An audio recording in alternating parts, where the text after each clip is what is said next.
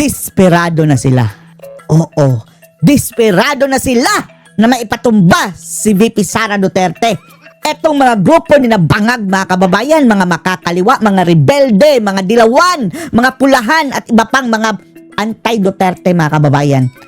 This is the desperate move. Ang kanilang huling pagkakataon, mga kababayan, para itumba si VP Sara Duterte. Dahil kapag mangyaring si VP Inday na ang magiging presidente sa 2028, madedemolish silang lahat, mga kababayan. Kaya ganun na lang ang kanilang pambibendalo para lang ma-impeach si VP Sara Duterte. Yan mismo, mga kababayan, ang tingin ng abogadong si Trixie Cruz Angeles dito sa kanilang pag-aanalisa sa nangyayari ngayon sa ating bansa. Panoorin niyo po, ha?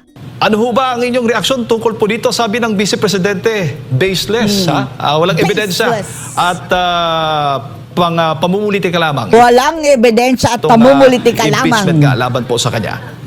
Tama. Actually, matagal nang sinasabi ng ating Vice Presidente yan. Take 2 na nga po. Una, ha? Anong basihan nila, mga kababayan? Confidential fund? Lahat lumatanggap ng confidential fund, mga kababayan, pati si Bangag. Bakit hindi nila kinasuhan? At hindi rin siya na mga kababayan, na flag ng COA. Yung talagang dinisisyonan ng COA na, nagnakaw si Sara. Walang ganyan, mga kababayan. Ito parang round 2 na ito. Walang basihan. Hindi naman po kasi nagbago yung reklamo na inihain from last year at saka this year. Mayroon daw pagbabago, andyan na daw si Madriaga. Na wala ring kredibilidad, mga kababayan, dahil bilanggo. So, napansin din po natin sa sariling pahayag ng mga nagreklamo o naghain ng reklamo na ito, nakikita natin o naririnig natin na ang explanation nila ay dahil daw hindi masyadong nakapag-explain. Gusto lang nila, mga kababayan, sagutin ni Sara kung saan ginastos ang confidential fund, which is bawal naman sa batas, mga kababayan. Kung gusto nila, pumunta sila sa COA. Si VP Inday sa kanilang mga paratang last year. Kung matatandaan po natin, nakailang inquiries sa Kongreso o sa Kamara de Representantes ang mga representante natin at panay ang tanong nila kay VP Inday. Ito na nga, mga kababayan, matatawag po ba silang representative of the people? Na ang kanila nire-represent, mga kababayan, is yung nasa taas na nilang mga bangag. Representative of the bangag. Minsan wala po sa lugar, katulad ng sa budget hearing, katulad ng sa ibang mga committee hearings, at ang akusasyon pa nila ay bakit daw hindi sumasagot ng ating Vice Presidente sa kanilang mga katanungan at minsan hindi pa daw nagpapakita. Hindi po ito sayang sa oras. umaabot sa punto na pwede ka mag-file ng isang reklamo for impeachment kung hindi ka lang masaya sa mga kasagutan ng ating Vice Presidente sa budget hearing halimbawa.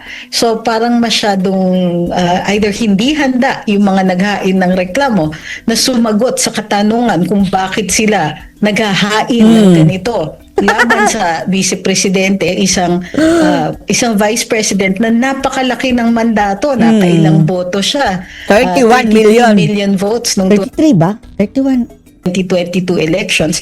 Pero kung siya ay tratuhin, ay minsan akala mo ay hindi, diba? Parang wala siyang mandato, parang inuutos-utusan lang.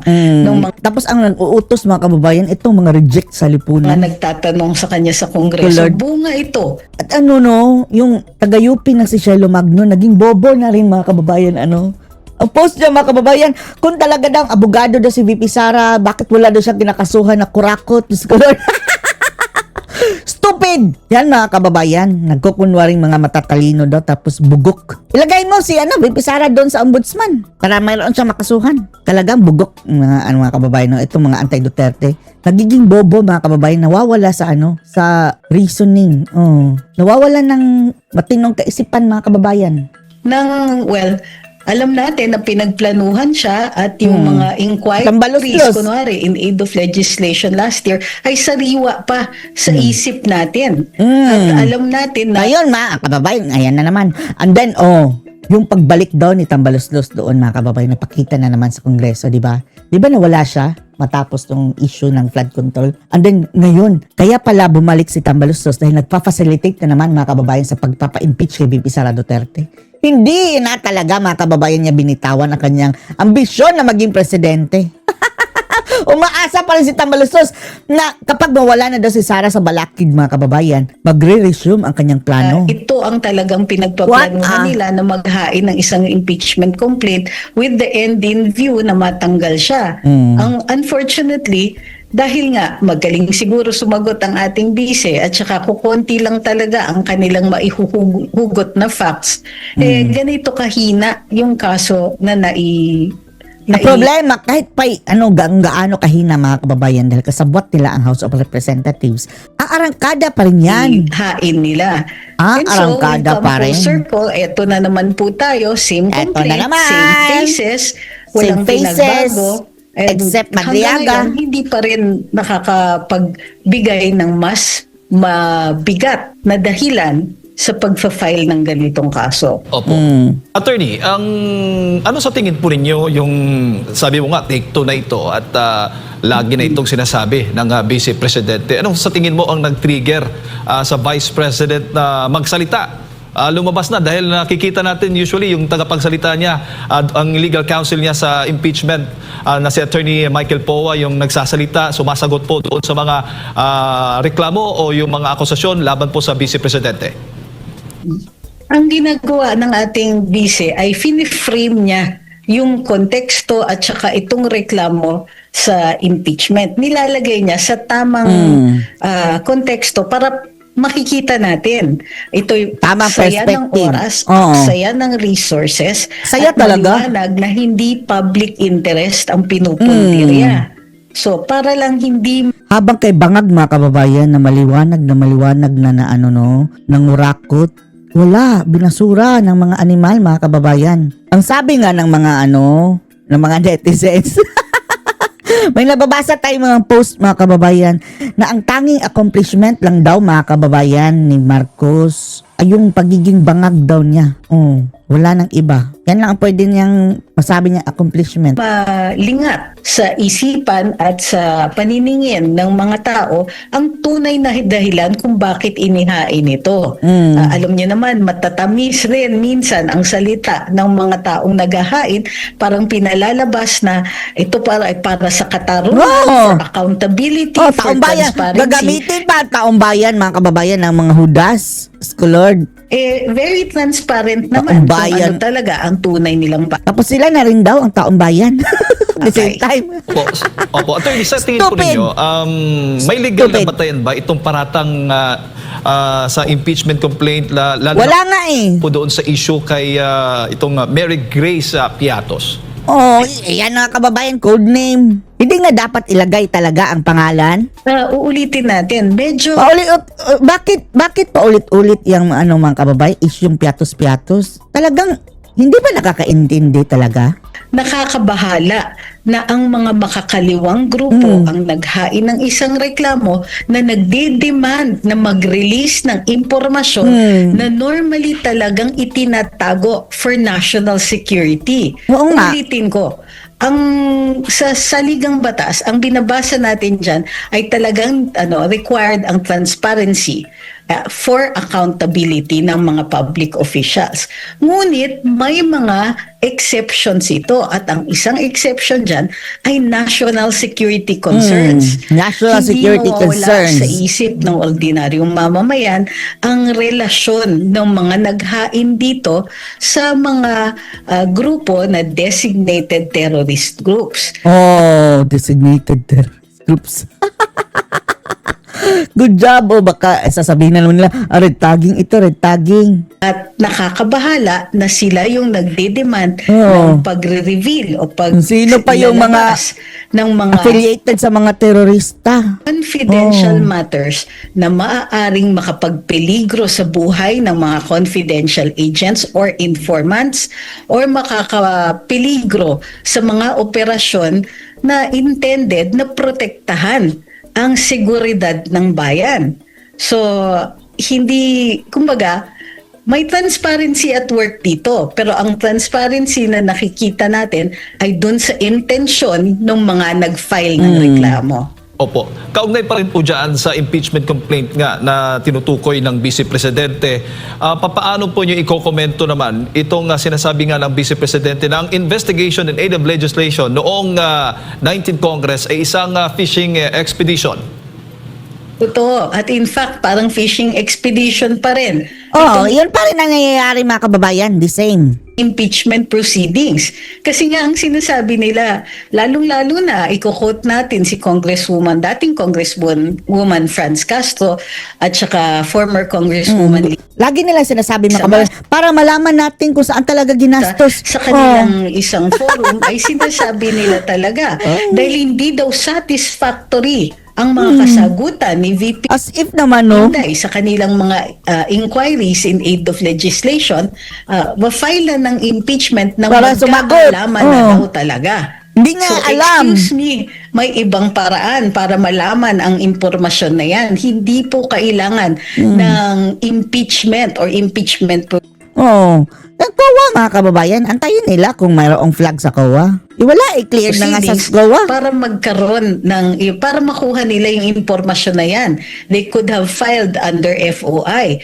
Pero alam natin at alam din nila na mababa ang likelihood na makukuha nila yung impormasyon na yon.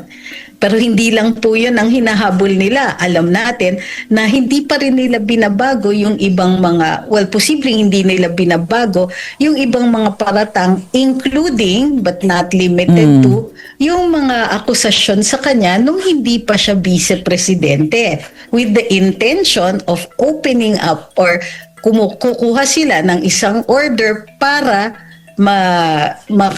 mabuksan ang mga bank accounts. Very transparent din ang intention na ganito dahil parang last year pa yan at ang driving force niyan ay walang iba kundi si dating Trillanes. Senador Antonio Trillanes. Bakla. Yan, nakikita natin na it's not just the information tungkol dun sa mga operasyon, ngunit impormasyon din laban kay VP Inday para magsuko siya ng impormasyon so that they can file other cases. Yan na kababayan, mga patibong ng mga hudas. Fishing expedition na nga. Yan. Opo, kaugnay the naman term. po doon sa pampulitikang motibo, ayon kay VP, ang akbayan ay may malinaw na pampulitikang motibo. Kabilang Oo, dahil ano rin mga kababayan, at the same time, grabe, talagang multitasking sila mga kababayan. At the same time, para ma-disqualify nila si VP Sara dahil mayroon sila sariling pambato Na-reject din mga kababayan na si Tiveros. yung plano nilang tumakbo sa pagka-pangulo. Sa tingin po ninyo, sa legal na aspeto nito, attorney, gaano ito makakaapekto naman sa kredibilidad ng impeachment complaint? Ay, wala na. Hindi na sila umaasa dyan sa kredibilidad. Dahil unang-una, wala na kredibilidad talaga mga taong ito. Ang sa kanila mga kababayan, nila, basta ma-impeach na nila si Sara. Kahit by hook or by crook. Kahit hindi na dadaan sa tamang proseso mga kababayan. Last year pa rin naman yan at alam natin na kaya yan ini-endorso ng marami sa mga opisyales ng administrasyon na ito ay nababahala sila sa lakas ng popularidad ni VP Inday na Gusto actually nilang since lumpuhin. 2022 pa. Grabe alam na ng lahat mga kababayan Tapos ito pa rin hinahayaan pa rin In fact, kaya siya binoto ng mga tao Bangag with talaga. the end in view na siya ang susunod na Pangulo. Whether it Durugin mo Inday iyang mga animal na yan ngayon. Yung mga nanghuhudas ngayon pagdating ng panahon ko ikaw ng presidente. Durugin mo mga buwisit na yan. is inadvertent dahil may posibleng mangyari or dahil sa 2028 siya naman po, it is her turn. So, Talagang ubusin mga mababa kababayan. na ang credibility Ubusin. since last year. Tapos- Ang tawag dyan in English, naked Tapos wala nang mga kababayan na hindi na patatakbuhin ang another Duterte dahil presidente si Sara. No, Duterte ulit mga kababayan sa 2020, 2030, 4? Baste, usipulong at lahat ng kakampi ng mga Duterte. Ito na ang ganti talaga natin mga kababayan. vision. Kasi lahat ginagawa nila at in fact hindi nga sila sumunod sa mga patakaran sa ating saligang batas tulad ng due process sa kanilang kagustuhan at Dupay gigil process. na matanggal from the running itong ang ating Vice Presidente for 2028. At maaari ba itong matawag o maituring, attorney, na isang harassment o pang-abuso tulad nga ng sabi ng Vice Presidente sa harassment proseso, yung pagsasampa po ng impeachment complaint kung may political bias na itong mga nag-endorso nito? Well, ang tawag dyan ay abuse of right. Just because they can doesn't mean they should. So halimbawa, alam natin na karapatan o mandato ng lehislatura ang magpasimuno at saka mag-file ng impeachment complaint. Ngunit kailangan mayroong pundasyon ito. May violation ng batas o mayroong act na napakasama kahit hindi man lang siya umangat to the level of a crime, pero dapat Yan kay Bangag nga mga kababayan, siya nga ang dapat i-impeach, napakasama diba? ng ginawa Napakasama ng ginawa ni Bangag para humarap siya sa isang impeachment at para matanggal sa pwesto ang isang taong may hawak na napakalaking mandato. Gayon pa Yan, ang presidenteng Bangag. man, ginagawa pa rin nila kahit marami o tingin ko mayorya ng mga nanonood at sumusubaybay dito ay hindi naniniwalang may tunay ngang nagawa ang ating Vice Presidente to merit such an action. Opo, ganito ho ba talaga ang nature ng impeachment, attorney? Talagang may halong ginagawang sandata yung politika? Dito sa Pilipinas, Hindi dapat. Ngunit hindi maiiwasan kasi hindi nakalagay sa saligang batas na essential yung elemento ng motibo ng mga nagfa-file. Ang dapat nire-require or malinaw naman sa saligang batas pag tinignan ninyo ano ang grounds for impeachment. Makikita ninyo treason, graft and corruption, yan kay Bangag lahat mga kababayan. of culpable violation of the Constitution, betrayal of public Lahat ng kasalanan ni Bangag, impeachable yan. trust, high crimes. High crimes. Dapat ganung level, ganun Yung adik-adik, high crimes yan. sa ganung kabigat ang dapat ginawa ng isang tao para sila ay matanggal. Ito ay hindi ginawang madali ng saligang batas precisely for this purpose, para hindi basta-basta magamit para sa mga pansariling interest. Dapat ang pinoprotektahan dito ay interest ng bansa bago ka magtanggal ng isang tao na ginawaran ng mandato. Ginawaran ng mandato. Well, parang nakikita natin na ang motibo nga naman nakakapag-unite din ng mga taong hindi matino o hindi maganda ang hangarin. Nag-unite ang mga reject ng lipunan. Hindi matino, nag-unite. Opo. Pero doon sa timing ng paghahain ng impeachment complaint laban kay Vice Presidente, attorney, sabi ng Supreme Court dapat, di ba, February 6, yan dapat yung Ay, wala na. Nagsampa na sila ulit ngayon. Yung mga matrimonyo, mga kababayan. Ang daming madri at pari. Diyos ko Lord. Nakakahiya kayo, mga matrimonyo. panahon na po pwedeng maghain na. Pero bago ang February 6 ay nakapaghain na itong mga grupong ito laban sa Vice Presidente. Sa tingin po ninyo, kayo pabor din doon sa mga sinasabi ng ilan na magkakaroon ng Mayroong backup problema sila pagdating ng panahon. Nag-back up sila mga kababayan, ang mga matrimonyo. Nag-file ulit. Pag may magrereklamo sa timing naman ng Timing, yung one-year bar rule dito nga sa kaso ng Vice Presidente. Well, may basis naman po kasi yung kanilang paghain ng maaga, at ang tingin ko medyo nag-aalala sila na baka may maghain ng isang mahinang reklamo katulad ng nangyari dun sa presidente Bangag. at mai-inoculate, mababakunahan kumbaga ang vice presidente ng one-year bar rule. So nagmadali sila. Ito ay dahil dun sa desisyon ng Korte Suprema sa motion for reconsideration ay sinabi nila na nag-umpisa ang one-year bar ng January 14 Kaso lang, malinaw sa sa Korte Suprema nilagay or 15. Not later than. Kung kaya't nag-file sila ng February 2. Ang tingin ko, binabalanse nila at sa tansya nila, ano yung worst na mangyayari. Posibleng i-reject either ng plenaryo o ng Committee on Justice, yung premature na paghain, i-uphold yung original decision ng Korte Suprema, no? Posibleng sabihin nila premature, i-refile nyo na lang uli.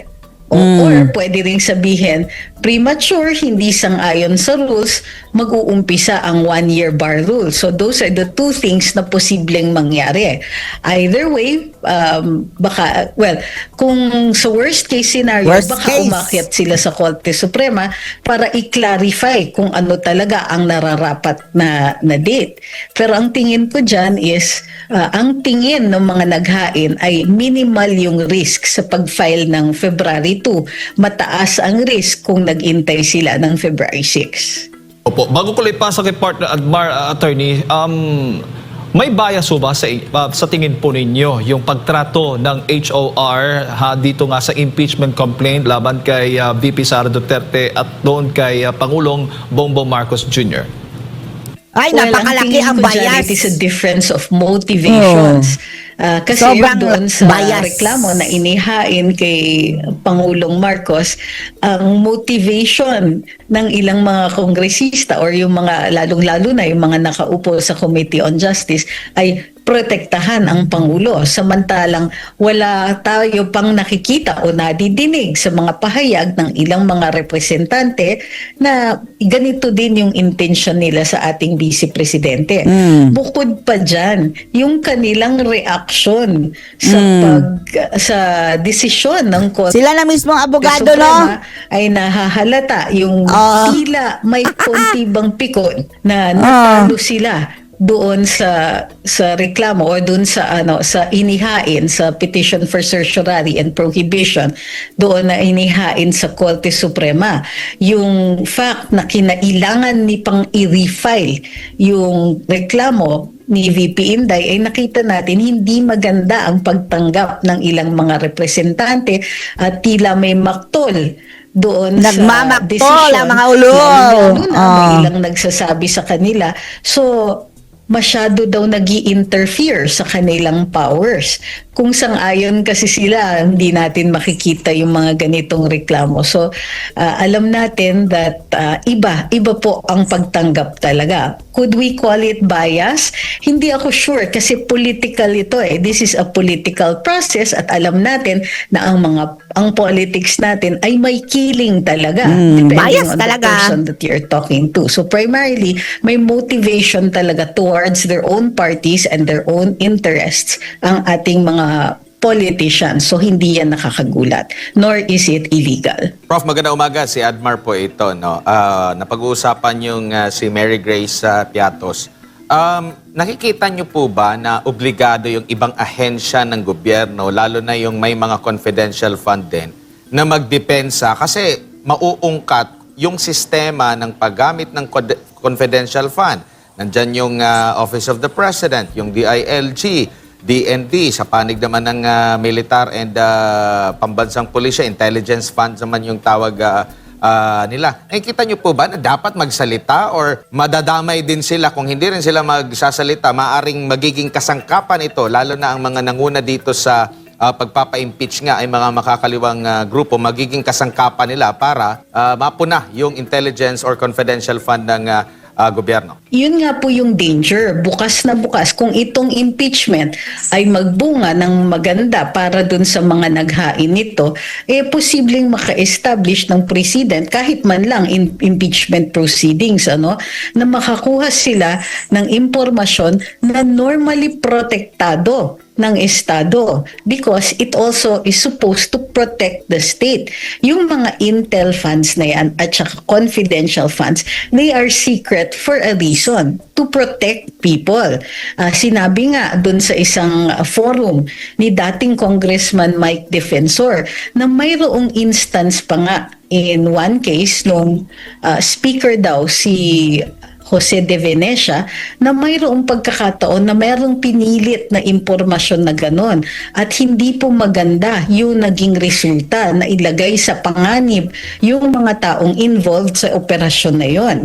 So, there is a reason for this. Unfortunately, kapag pumasok na ang partisan politics, lalong-lalo na against a person na talagang maglalagay sa peligro ng mga ambisyon ng ilang mga leaders natin, then reason goes out the window. Unfortunately, ang peligro nito is more widespread and far-reaching than they're allowing us to see. Opo, kasi katakataka, medyo tahimik din, lalo na yung Office of the President. Bakit hindi sila nagdedepensa kahit generic na lang? Na kasi hindi lang naman yung OVP yung mayroong ganyan. Paano siya ginamit? Considering during that time, co-chairman ata si Vice President Sara Duterte sa NTF LCAC at ang matatamaan nito yung CPP, NPA, NDF na sinasabi niya may kumikiling dito, yung mga makakaliwang grupo. So kumbaga nakikita nyo rin po ba na dapat maglabas din sila ng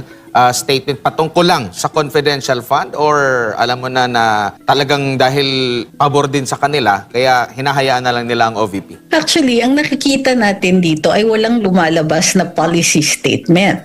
Kumbaga, dahil ito ay impeachment at posibleng hindi magdulot ng president para sa kanila, kasi hindi siya judicial, ano? Hindi ito, kumbaga, mababa yung possibility na aakyat sa Korte Suprema on the merits ito. Ang nakikita ko ay matindi ang kakulangan. Kumbaga, tumataginting ang katahimikan dito na wala silang policy statement pagdating dito sa paglilinaw ng confidential funds.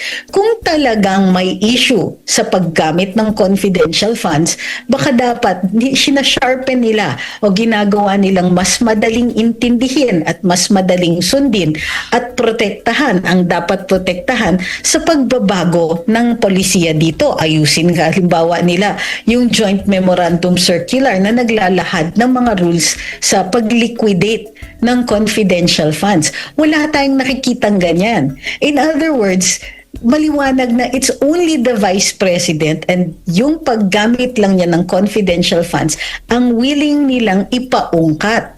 Hindi sila nagsasalita tungkol sa ibang mga confidential funds dahil nga, ayaw din nilang maungkat yung kanila. Nilalaglag lang nila ang Vice Presidente.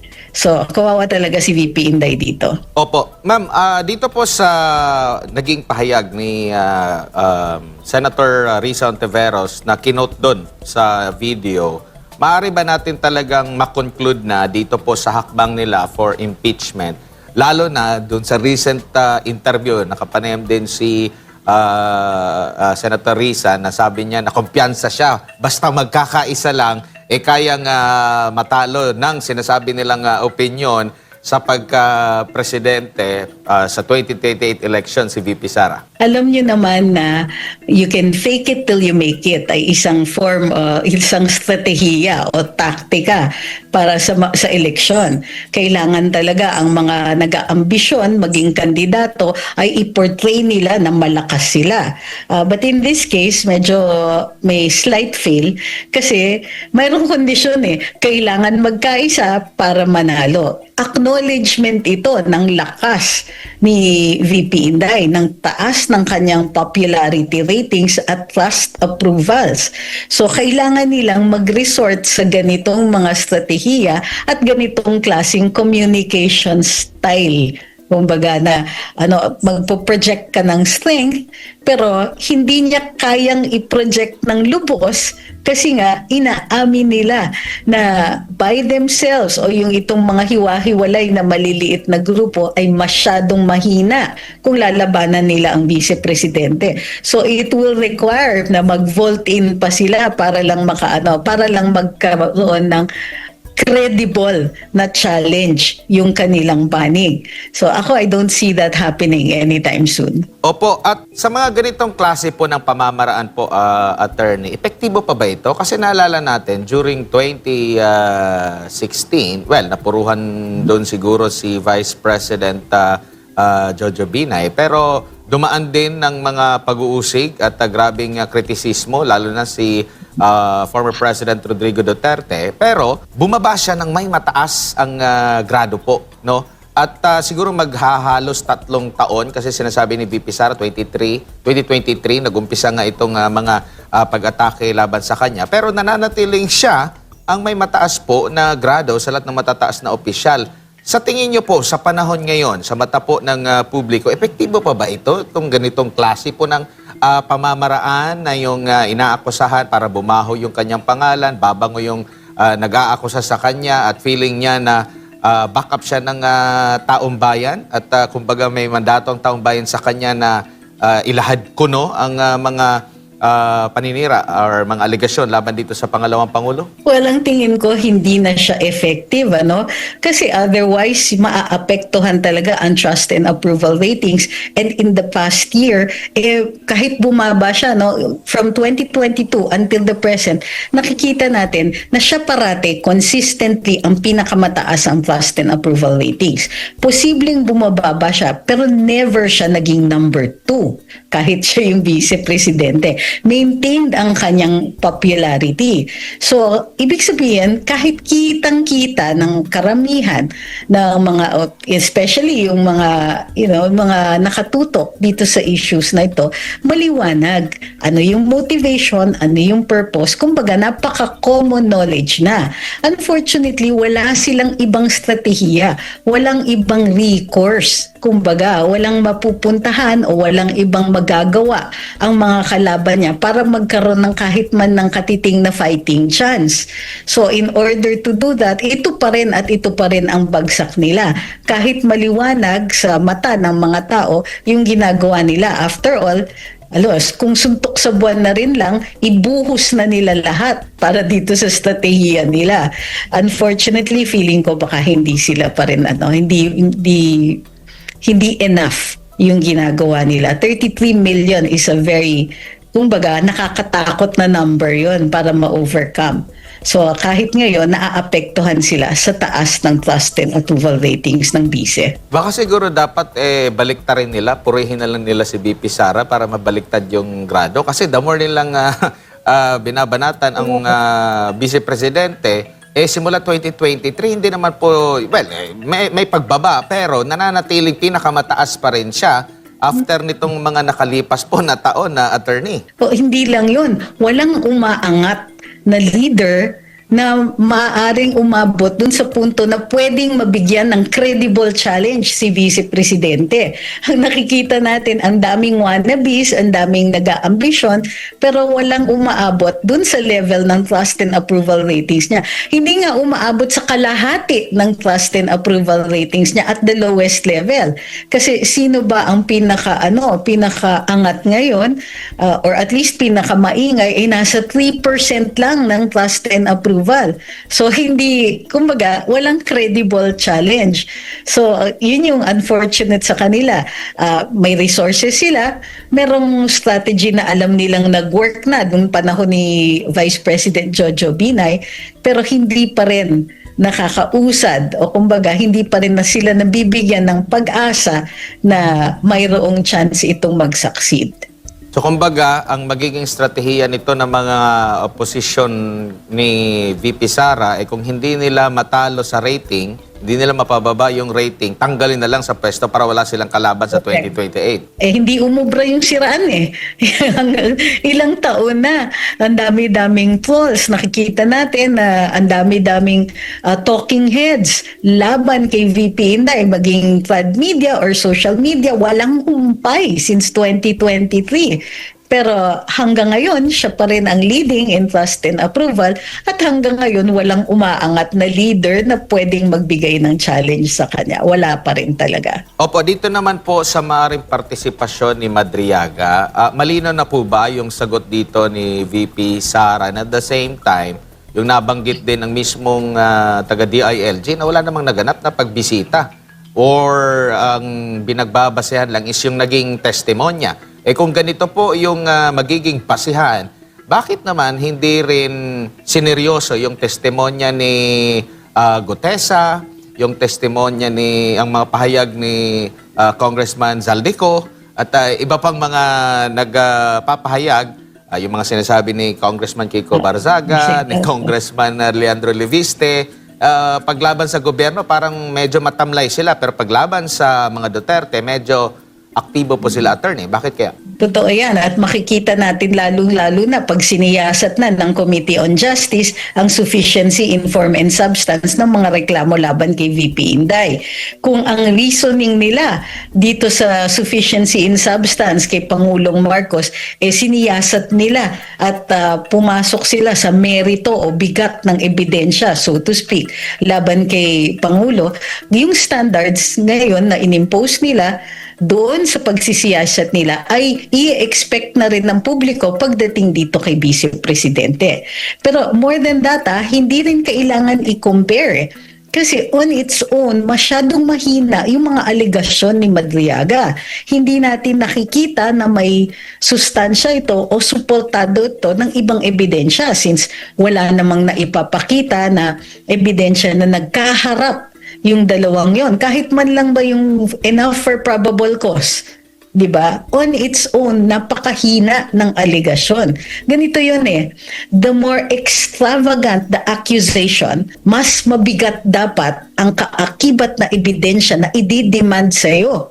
So dito ang sinasabi ay dumalaw pa daw si VP Inday, magkakilala sila ng matagal na, may mga inutos sa kanya kahit hindi nga napapatunayan kung ganong katagal na sila at kung ganong kalalim ang pagkakakilala ni Madriaga dito kay Vice Presidente.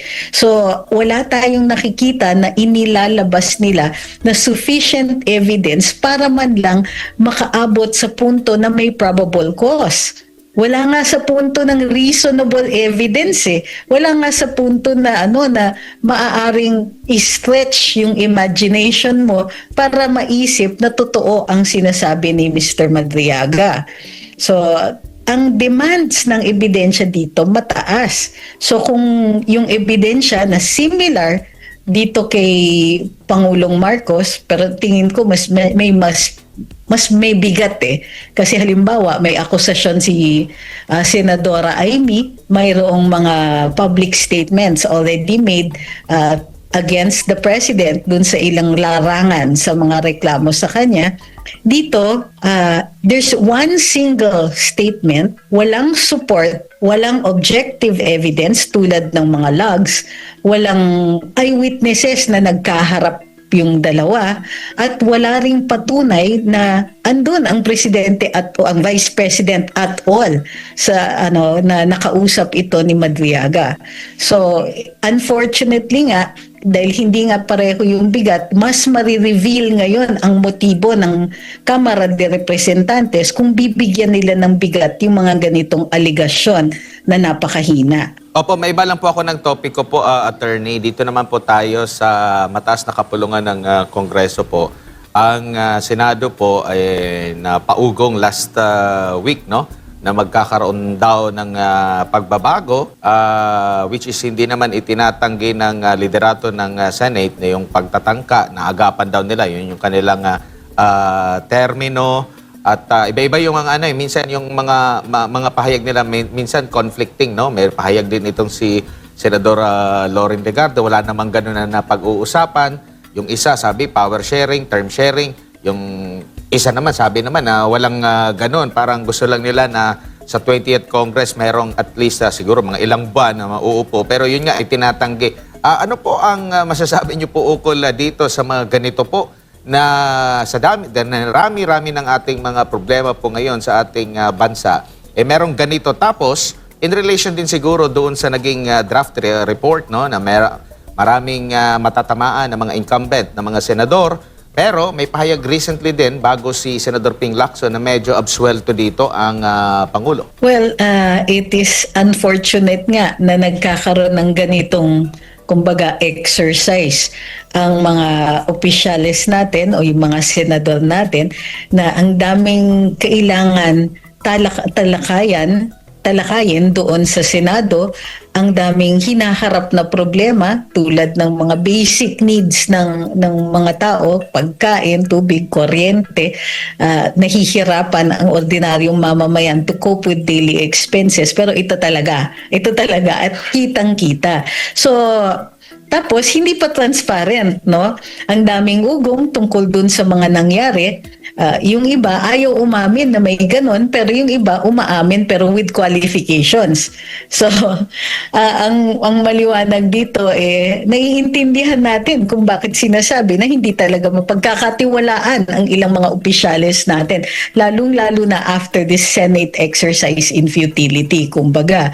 So, kumbaga, papailing ka na lang talaga, ito yung pinapakita ninyo sa atin at a time like this. Pero even worse, the reason na ginagawa yan ay nakakita sila ng pagkakataon.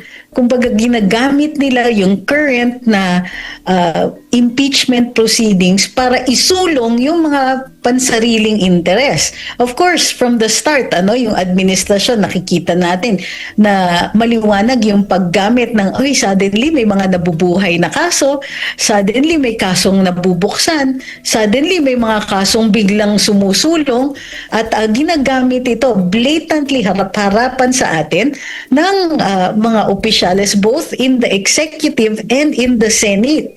So, sa dami ng problema, pansariling interes ang inuna at pinagsasamantalahan yung pagkakataon para isulong ang sariling interes imbis na isulong yung mga kailangan nilang gawin para maprotektahan at maipagaan ang buhay ng ordinaryong mamamayan. It is very sad and very, infuriating, nakakagalit na talaga ito talaga ang pinag-uusapan natin how many years into the administration. Kaka-frustrate. Opo. Attorney, nakikita na natin yung para po sa inyo game plan. Unahin natin, kung sakali mang umusad yan doon sa Kamara, didirekta yan doon sa Senado, tapos mismo ang Senate President nagsabi na forthwith, kaagad-agad ay sisimulan ang impeachment complaint laban kay Vice President Sara Duterte. Ngayon, kung sakali mang maaresto itong ilan nga sa mga senador na nasa minority dahil nga doon sa flood control scandal, ang mismong DOJ na nga nagsabi, yung ombudsman nagsabi, naka-standby na yung kanilang arresting team. Mababawasan ngayon ang pro-Sara team dyan po sa Senado. Attorney, sa tingin po ninyo? Pero babagsak din ang kredibilidad ng administrasyon at mga senador na naked ambition talaga ang pinapakita nila. Ganito yun Hindi tayo tututol kung nakikita natin na fair ang proceedings. Hindi tayo makakaimik o makakapagprotesta kung nakikita natin na hindi naman nila ginagawa ang lahat para lang maisulong itong reklamo for impeachment. Pero pag pinapakita nila sa atin yung ganitong gigil nila at yung enthusiasm nila para lang maisulong yung kaso laban kay VP Inday, regardless of the lack of evidence, regardless of the lack of logic, kumbaga dun sa mga reklamo, kumbaga, hindi sila, ang wino-worry ko is, why are they not even worried about the public mistrust doon sa kanilang ipinapakita? Alam natin na all of this is just a cover. Gumagalaw lang ang lahat ng ito dahil mayroon silang makukuha dito. Mayroon silang naisusulong sa kanilang mga interest. Hindi ito tungkol sa transparency, hindi ito tungkol sa accountability, kasi kung transparency at accountability lang, doon pa lang sa inquiry sa House of Representatives ay mas makakakuha sila ng maayos na impormasyon. Kung hindi lang nila kumbaga halos openly ina-attack ang Vice Presidente. But since nag-umpisa sa ganyan, sa haba-haba ng prosesong nangyayari, pabagsak lang ng pabagsak ang trust and approval ng mga taong gumagalaw dito. Kumbaga, this is supposed to be democracy in action, di ba? Kung ayaw ng mga tao yung ginagawa ng kanilang mga elected officials, konsiderasyon yan na sa susunod na eleksyon hindi na kayo makakaulit. Pero tila walang takot sa ganitong klaseng reprisal ang mga senador at ilang mga opisyales natin. So yes, posibleng makuha nila yung gusto nila, but hindi nila magagawa ito with any measure of credibility. Kung dahas at unfairness ang pinapakita nila, hindi kitang-kita yan ng mga taong nanonood. Hindi nila maitago at may repercussions yan sa 2028 elections, no matter how this goes. Opo, at yan din ho ba ang sa tingin po ninyo ang naiisip, tinitimbang-timbang ngayon ng ilang mga senador na hindi po lumagda doon sa nag-leak na document ng draft report kaugnay nga po dito sa investigasyon ng Senate Blue Ribbon Committee doon sa flood control scandal? Opo, dun sa BRC report, nakita na merong iba nga na nag-withdraw pa ng kanilang signature. Alam nyo, historical document kasi yan eh. At the end of the day, future generations ay makakabasa nito at makikita ang konteksto ng mga ng Blue Ribbon Committee hearing na yan. Makikita din later on, magagamit ito bilang konteksto dito sa impeachment attempt kay VP Inday. Kumbaga, this is objective evidence na nagpapatunay na mayroong ganitong napaka-irrational na report na lumalabas, napakakulang, na may killing, kitang-kita na na pati yung manner kung paano ginawa yung inquiry na ito, supposedly nga in aid of legislation, pero ang nakikita natin dito ay in aid of protecting certain people from accountability dito sa flood control scandal. Lahat yan, all of that will be taken into consideration, and yes, lahat yan itatala sa kasaysayan. Opo, at syempre, maapektuhan, tulad mo nasabi po ninyo, kung i-endorso o susuportahan ng mga senador o ng mga kongresista itong impeachment complaint kay Vice President Sara Duterte, ang nakikita po nyo, maapektuhan ang kanilang trust at approval rating, lalo na't ngayon nakikita natin malapit na ang 2028 elections. Sa inyong pong nakikita, pinaghahandaan na yan ngayon ng mga kongresista, ng mga politiko, attorney? Oo. In fact, consideration yan. No? I'm sure may ilang mga kongresista na alam natin, maliwanag na sila po ay nag-iisip. Kaya wala tayong naririnig na may supermajority na o may ilang mga partido na nagsasabing kami ang nasa forefront dito. Kami po ay solid ang boto namin for this and that reason. So nakikita natin na hindi na ganun ka-belligerent, hindi na ganong kaangas yung mga statements ng mga representante dito sa mababang kamara, medyo mas subdued sila. Mas mas excited pa yung Senado, nakikita natin. Pero yung House, unlike last year, mas subdued sila. So ang tingin ko, dahil as long as papalapit na sa 2028 elections, ito ay nasa likuran ng isip ng mga representante natin, actually ng lahat ng mga legislators natin. Ito pa yung mataas ang stakes. Kung sa lahat, sa katapusan ng lahat ng ito ay magtagumpay si VP Sara at maging presidente, maraming mga karir ang matatapos dahil sa mga pangyayaring ito.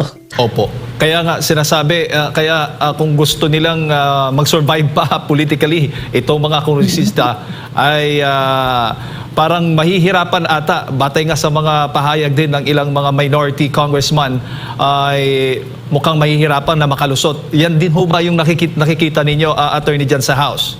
Well, ang nakikita natin is on a national level, tapos na karir nila. Kumbaga, ambition sila beyond the local level. Iba kasi ang local politics eh. But it is also possible na maaapektuhan sila kahit paano. At of course, hindi natin papakalimot yan. Dahil napaka-public ng kanilang mga aksyon dahil may objective evidence, may mga pinirmahan sila from the first impeachment complaint at yung itong pangalawa, makikita natin din yung partisipasyon nila hindi mapagkakaila yan. Kumbaga, hindi nila pwedeng sabihin later on na, ay, hindi ako yan, hindi ako pumirma. Walang ganyan. There is no chance to redeem yourself later on. Walang pagkakataon rin na maidi-deny nila kung ano ang partisipasyon nila dito sa impeachment complaints na ito. So, pero ang nakikita nga natin because nga medyo subdued yung mood ng House as compared to last year, hindi kasiguruhan, kumbaga, ang tagumpay nila. So either way may talo Posibleng maipanado nila, dumire-diretso ang impeachment, pero later on yung talo sa later on sa 2028, or posibleng sa umpisa pa lang kung isuko na nila itong attempt nila at itago yung kanilang ambisyon, then baka may fighting chance pa sila at a future career. Nakikita natin dito ang malaking may dilema talaga yung House. Opo. Sa ngayon. Opo, pero nakikita ho din ninyo na magkakaroon ng pagbabago ng direksyon kung sakali man na magkakaroon din ng palit liderato dyan sa Kamara, kasi nga may mga umuugong-ugong na mga balita nga meron daw na palit liderato possible na mangyari, attorney. Actually, ilang linggo na nga yan Actually, simula nung umupo si Speaker D, hindi na nawala yung mga ganyang usap-usapan na posibleng bumalik si House Speaker Martin Romualdez. Pero hindi rin po natin nakikita na malaki ang mayorya na naghihikayat ng pagbabalik ni Speaker Martin. So hindi natin nakikita or wala din tayong naririnig na malakas na ugong doon sa pagpapalit sa kanya.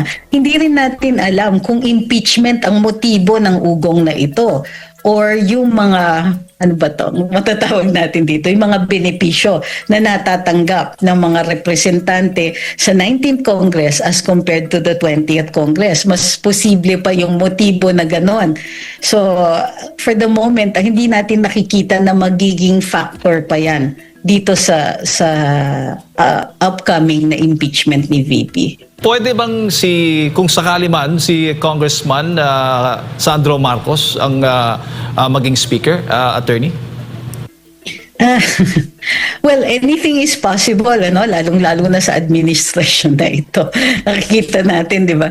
Halimbawa, isang napaka-popular na vice presidente, ilalagay ninyo sa impeachment. Parang medyo may level na surreal yung mga ganito. So, yung possibility, well, of course, possible. Kaanak ng presidente yan, madali makakakuha yan ng boto. Pero ang tanong is, will he be experienced enough? Kaya na ba niyang i-handle yung ganyang klaseng responsibility and power with this limited experience? Wala namang question, matalino naman si Congressman Sandro Marcos, pero iba talaga kapag experienced ka, bihasa ka doon sa larangan na ito. He's only a second term congressman, pero kung siya po ay umabot sa punto na maging House Speaker, hindi natin alam if that will even be good for him. Kumbaga, iba yung level na yun Makikita talaga lahat ng maliliit na mali mo. At may repercussions kahit ang maliliit na pagkakamali. For somebody so inexperienced to be in that kind of position and to handle that kind of power, hindi yan magiging madali. So we're not sure if that will even work for him. Opo. Yes, naririnig natin yung ganyan, but it might not be good. Opo, huli na lang, attorney, kung dyan sa Senado papalitan, kung matutuloy yung pagiging Senate President ni Senator Laura Legarda, ay may pagbabago ho bang mangyayari yung mga plano ng impeachment against Vice President? Posible po yung mawala? Well, depende kung sino yung mag-uupo sa kanya. Di ba? Kung ang mag-uupo sa kanya ay yung pro-Duterte faction at lalaki and they will have significant votes, then makikita natin magbabago. Pero kung ang mag-uupo sa kanya ay yung dati ng mayorya with the endorsement of the president, ibang usapan yan. So, depende yan talaga kung sino ang mag-uupo sa kanya, kung anong interes ang mananaig. Opo. Huling mensahe po niyo, attorney, para sa lahat po ng ating mga kababayan na nanonood po sa mga oras na ito. Ang tingin ko dito is that itong pagsusulong ng impeachment ay parang napaka-tone deaf ng mga nagmamanipula nito. So, imbis na pakinggan ang daing ng mga tao para sa transparency, imbis na makinig na ang daming kailangan asikasuhin na problema, from simple traffic to yung bigat at complexity ng healthcare system natin at saka yung pagkain na napakamahal. From simple matters of survival, simple but very devastating matters of survival, impeachment talaga ang inaatupag. So mahaba na ang memories ng mga tao, salamat sa social media. Ito po ay magkakaroon ng repercussions sa 2028 elections. Kumbaga, baka sa kanaisan ng ilang mga opisyal natin na mai-prevent ang isang vice president na maging presidente, si VP Inday na maging presidente, sa gigil nila na ma-avoid yung ganun na outcome, baka sa kakagawa nila ng ganito ay mas secure pa nila, maging sigurado ang liderato ng isang Sara Duterte sa 2028. So dapat maingat sa kanilang actions at dun sa kanilang projections ang mga nagmamanipula o ang mga forces sa likuran ng mga ng impeachment complaints na ito. Alright. Attorney, maraming salamat po sa inyong oras at